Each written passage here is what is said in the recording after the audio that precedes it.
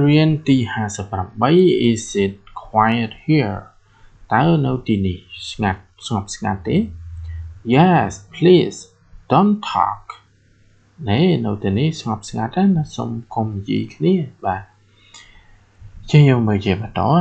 Can I read this book តើខ្ញុំអាចអានសៀវភៅនេះបានទេ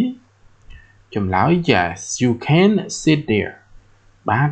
ណាសូមអង្គុយនៅទីនោះសិនណាបាទលើយើងមើលជាបន្ត Do you have a card តើអ្នកមានកាតសមាជិកទេនៅក្នុងបណ្ណាល័យហ្នឹង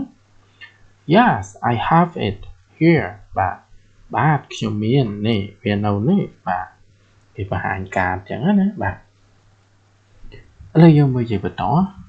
Is a book new តើសៀវភៅហ្នឹងថ្មីទេសៀវភៅមានណាថ្មីឬក៏ចាស់ហើយ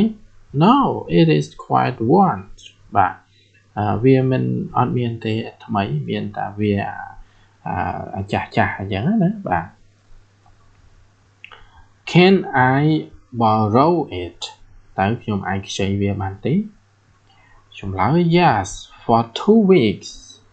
បានណារយៈពេល2សប្តាហ៍នឹងត្រូវយកមកវិញបាទ for 2 weeks